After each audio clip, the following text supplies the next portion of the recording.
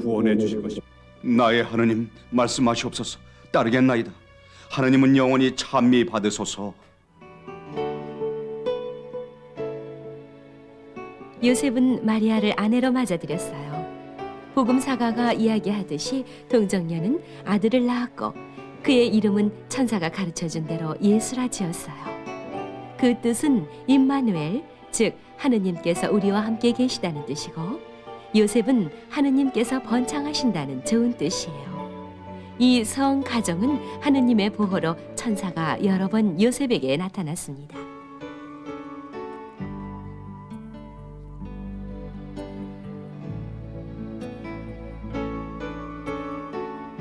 마리아, 어서 일어나시오.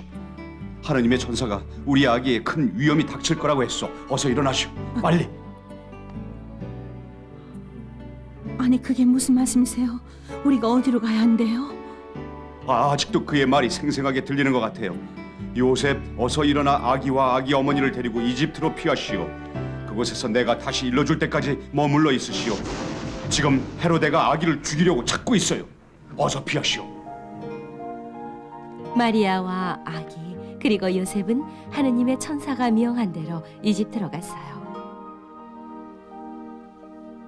그러나 사막은 뜨겁고 길이 험해 여행은 아주 힘들었지요. 요셉은 이집트에서 목수일을 하면서 가족을 돌봤습니다. 그 후 헤로데가 죽었다는 소식을 듣고 요셉은 나자렛으로 돌아왔습니다. 그것은 요셉이 어린 시절과 청년 시절을 보낸 곳이지요.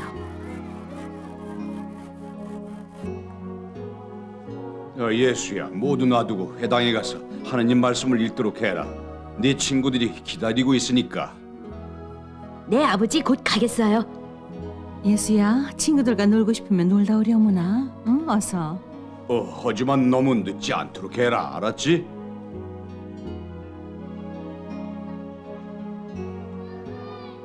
저 애는 얼마나 착하고 사랑스러운지. 요셉도 자랑스럽죠. 가정을 정말 사랑해야 합니다. 그러면 나머지는 하느님께서 모두 생각해 주십니다. 복음에 전해오는 얘기에 의하면 요셉은 착한 아버지의 모델입니다. 그의 축일은 3월 19일입니다. 또한 요셉은 하느님의 뜻을 행하는 데 온순하고 겸손한 본보기가 되셨어요. 요셉은 어떻게 돌아가셨을까요? 복음에는 더 이상 그에 관한 이야기가 없습니다. 아마도 예수님이 설교를 시작하시기 전에 돌아가신 것 같아요. 전해오는 얘기에 의하면 요셉 성인이 돌아가실 때 곁에 예수님께서 계셨다고 해요. 성령께서 내려오시어 요셉 아버지를 끌어안으셨습니다. 천사들이 그의 아름다운 영혼을 데리고 갔습니다. 나중에 보니 미카엘과 가브리엘 천사도 있었습니다. 다른 천사들이 찬미가를 부르며 하느님 앞으로 요셉 성인을 데리고 갔는데 그것은 영원히 평화와 영광과 정의의 월계관을 받는 곳이었습니다.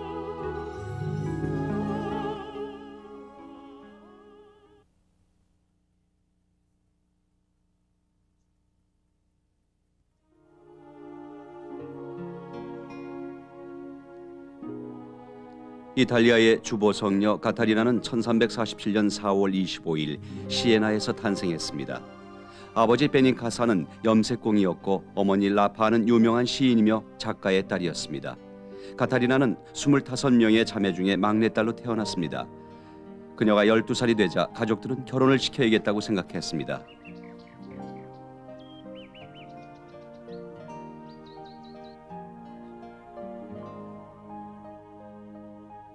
카타리나, 이제 신랑감을 찾을 때가 됐으니 더 이상 머뭇거리지 말아라. 그런데 너는 왜 아직 아무 말도 하지 않냐? 여기 시에나에 착하고 잘생긴 부자 청년이 얼마나 많으냐? 왜 말을 하지 않니? 무엇을 원하는지 말 좀 해보렴. 너만한 얼굴이라면 어디 내놔도 빠지지 않을 게다. 무엇이 두려우냐? 아니 이게 뭐냐? 왜 머리를 잘랐냐? 왜 머리를 잘랐어? 아버지, 용서해 주세요. 저는 이미 신랑을 선택했어요. 그분은 영원하신 분, 예수님이세요. 나중에 다시 보자.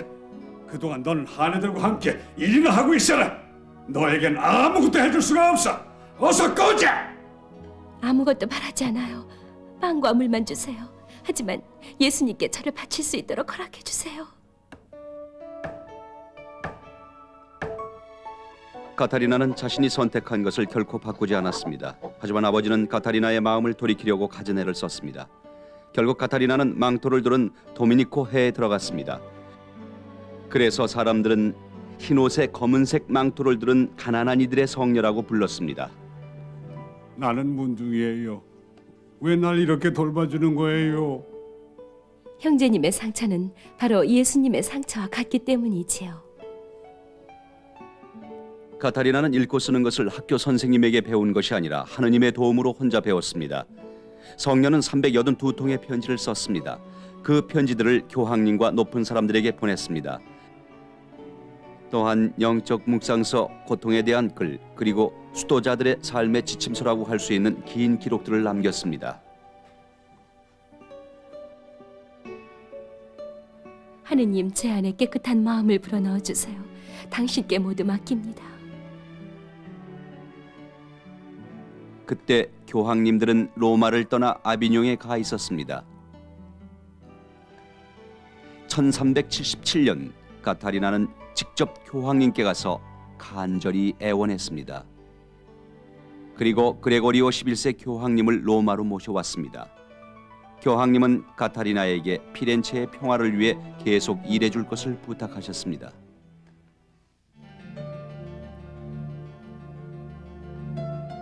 나는 원수 때문에 숨어 산다. 자, 우리 가서 모두 죽여버리자. 죽여주마. 죽이려면 저부터 죽이세요. 그러나 예수님의 이름으로 부탁하니 아무도 해치지 마세요. 그러면 우리가 저들을 용서해야 한단 말이오. 예수님께서 하신 것처럼 모든 사람을 용서하세요. 우리는 모두 그분을 거역한 죄인이지요. 그러나 그분은 십자가로 우리를 용서하시고 죄에서 구원해 주셨어요. 어느 날 카타리나는 티베리아 강가에 있는 성 안젤로 성 앞을 지나면서 말했습니다. 나는 베드로 성인의 유해를 모신 곳에 가서 끝까지 일할 거예요. 하느님의 거룩한 교회인 배가 있는 곳이요. 카타리나는 1380년 4월 29일 33살의 나이로 로마에서 돌아가셨습니다. 모든 사람들은 그가 하나님께서 보내주신 큰 인물임을 깨달았습니다.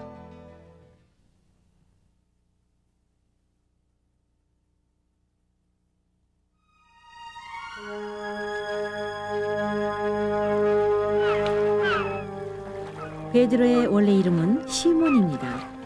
히브리어로 하느님께서 들으셨다는 뜻이지요. 그는 가파르나움 티베리아 호숫가에 사는 어부였으며 딸이 하나 있었죠. 그의 막내 동생은 안드레아인데 그가 예수님을 소개해 주었습니다.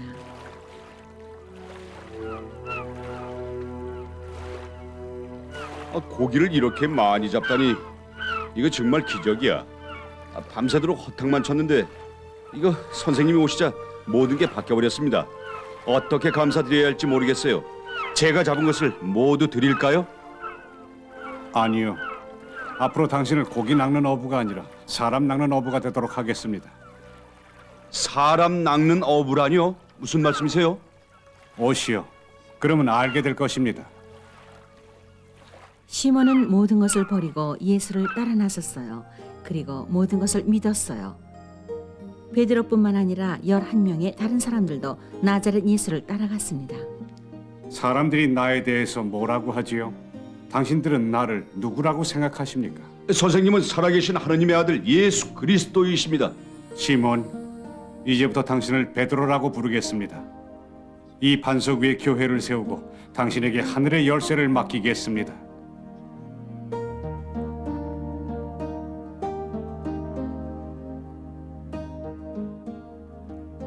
복음서에 나타나는 베드로는 우리와 비슷한 모습입니다.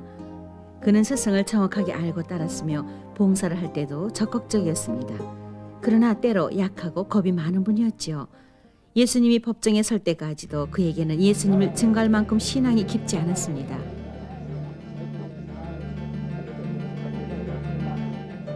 당신도 저자들 중에 하나라는 걸 난 알아요. 저 나자렛 예수와 늘 함께 있었고 따라다녔었잖아요. 그리고 예수는 당신을 언제나 곁에 뒀죠. 아니에요. 당신이 잘못 봤어요. 나를 다른 사람과 혼동하고 있는 거예요. 그렇지 않아요. 내가 본 게 틀림없어요.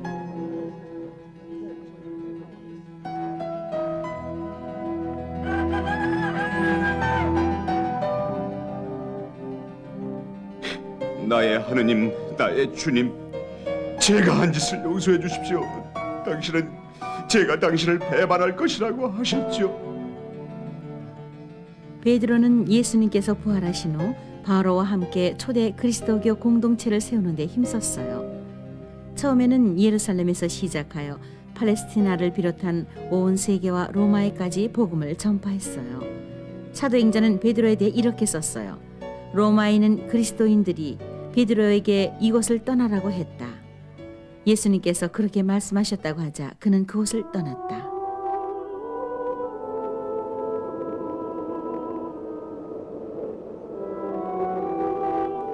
당신은 누구십니까? 예수님 같은데 예수님이시죠?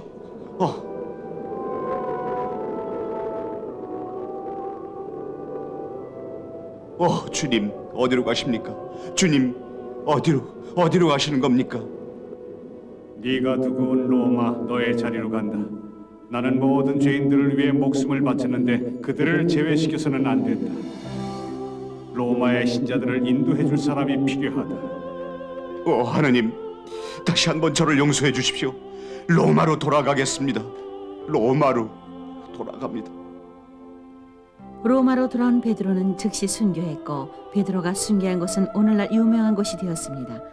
세계 모든 그리스도인을 하느님께로 인도하는 중심지가 되었습니다.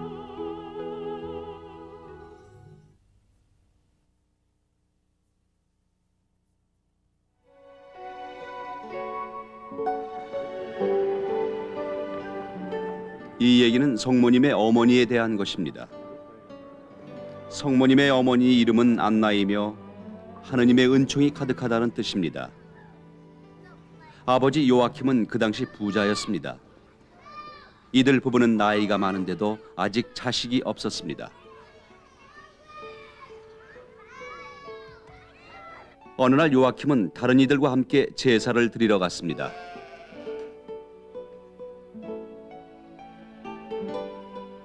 법대로 하자면 당신은 제일 먼저 제사를 드릴 수 없어요. 하느님께서 당신에게 자식을 주지 않았으니 당신은 하나님의 선택받은 자가 아니에요. 저에게 너무 큰 고통이에요. 제가 당신께 무슨 죄를 지었기에 이 고통을 주시는 겁니까? 요아킴과 안나는 몹시 괴로웠습니다. 오 하느님, 이 불쌍한 여종의 기도를 들어주세요. 아브라함의 아내 사라도 아기를 낳지 못하는 여자였습니다. 그렇지만 당신의 축복으로 그 늙은 나이에 아기를 가져 이삭을 낳았잖아요. 안나, 하느님께서 당신의 기도를 들어주셨소. 당신은 아기를 가질 것이요 그 아기에 대해서 온 세상이 세세대대로 말들 할 것입니다. 어떻게 그런 일이? 그러나 저는 믿습니다. 그대로 이루어지소서. 내 아기를 하늘님께 바치겠어요. 그래서 그분의 거룩하고 영원한 종이 되게 하겠습니다. 요아킴도 약속의 말씀을 믿고 따랐습니다. 안나는 편안한 마음으로 빛에 쌓여서 때를 기다렸습니다. 요아킴, 딸이에요. 하나 보세요, 당신 딸을. 여보, 너무 기뻐요. 하느님께서 아브라함과 사라의 기도를 들어주셨듯이 우리의 기도도 들어주셨어요. 여보, 정말 기뻐요. 아기 이름을 마리아라고 부르고 싶소. 아주 예쁜 이름이지 않소? 마리아, 하느님께서 선택한 자라는 뜻이군요. 마리아야, 너는 우리가 하느님께 기도하여 얻은 열매란다. 하느님의 축복을 받았어.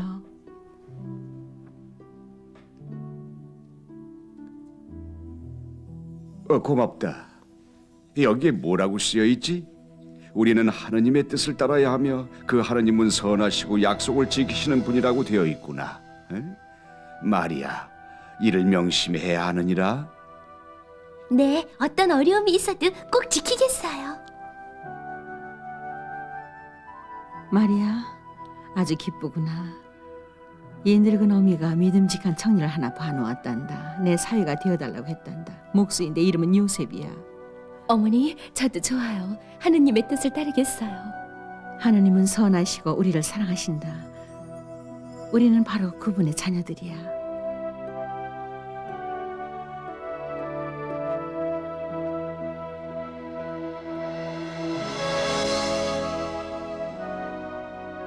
안나와 요아킴 얘기는 여기서 끝납니다. 잠시 그들을 등장시킨 것은 앞으로 올 커다란 임무를 설명하기 위해서입니다. 이들은 신앙의 본보기였고 하나님을 믿을 때 모든 것을 이룰 수 있다는 뜻입니다. 정말 이들은 모든 것을 하나님께 내맡기고 기쁘게 살아갔습니다. 여기서 안나는 하나님께서 은총을 너에게 베푸셨다라는 뜻입니다.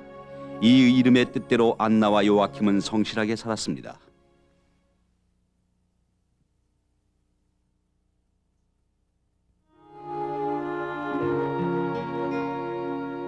리타는 1378년 로카 포레나에서 태어났습니다. 이 도시는 움브리아에 있는 푸르고 아름다운 곳으로 카샤에서 아주 가까웠습니다. 그의 집안은 농사를 지었습니다. 카샤의 리타 하면은 실제로 여러 가지 재미난 얘기가 있습니다. 어려서부터 그녀는 기적을 일으켰습니다. 어느 날 리타의 부모님은 요람 속의 아기를 물가 가까이 그늘에 내려놓았습니다.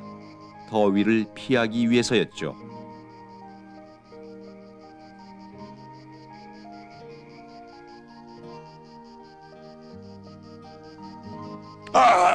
손가락을 비했어. 빨리 가서 물에 손을 씻어요. 얼른 빨리 가.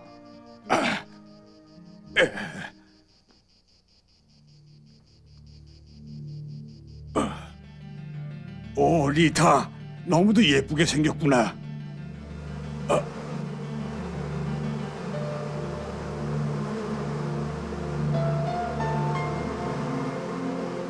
저리 가, 저리 가. 이게 어떻게 된 거야?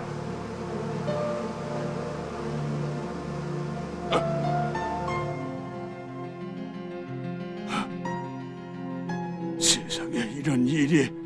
피도 안 나고 상처도 다 나았잖아. 아니 이게 어떻게 된 거야? 아니 그거 흔적도 없잖아. 기적이 일어난 게 분명해.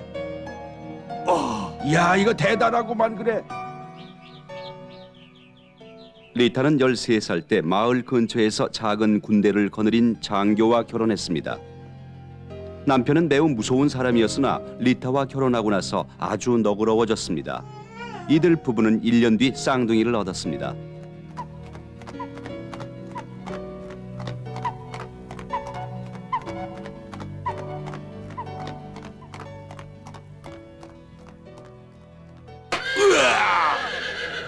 남편이 모함에 빠져 죽고 말았습니다. 사람들 입에서는 저주의 말이 감돌았지만 리타는 그렇게 하지 않았습니다. 리타는 예수님께 모든 것을 말씀드리며 용서를 청했습니다. 사랑하올 예수님, 당신은 사랑을 가져다 주시는 분입니다. 당신은 자녀들의 저주는 듣지 않는 분이시니 그들을 당신께 맡깁니다. 당신의 뜻을 따르게 해주세요. 당신은 영원한 생명이십니다. 자녀들에 대해서는 더 이상 알려진 것이 없습니다.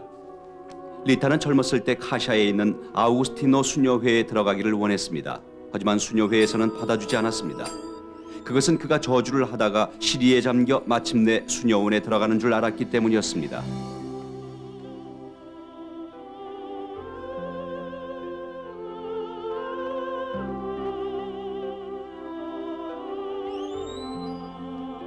리타, 다시는 오지 말라고 했잖아요. 그리고 문이 잠겨 있었는데 어떻게 여기까지 들어왔죠? 네? 어떻게 된 일이에요? 저도 모르겠어요. 제가 집에 있는데 갑자기 빛이 비쳐왔어요. 그리고 얼굴이 하얀 분이 저에게 어서 와서 나를 만나라고 하셨어요. 그래서 그분께 다가갔어요. 그거밖에는. 아니, 이마에 있는 상처는 뭐죠? 핏방울이 맺혀 있어요. 그분은 가시관을 쓰고 계셨어요. 거기 있는 가시에 찔린 거예요. 이 상처는 고통과 죽음을 상징하는 거예요. 예수님의 고통과 죽음은 리타의 마음을 사로잡았습니다. 성녀는 40년 동안 수도 생활을 했는데 병자와 나 환자를 찾아가 그들을 도와주었습니다. 저는 형제님을 도우러 왔어요. 그리고 가난한 이들에게 먹을 것을 가져다 주었습니다. 여기 따뜻한 국이 있으니 좀 드세요. 성녀는 많은 희생과 극기를 했습니다. 예수님, 제 고통은 당신에 비하면 아무것도 아닙니다. 성녀는 1447년 5월 22일 68세로 세상을 떠났습니다. 축제를 날리듯 마을마다 종이 울렸습니다. 사람들은 정중하게 슬픔을 나타냈습니다. 그리고 많은 사람들이 그녀를 사랑하고 믿었기에 이날을 축일로 삼았습니다. 새로운 생명이 태어났음을 기념하는 것이었습니다.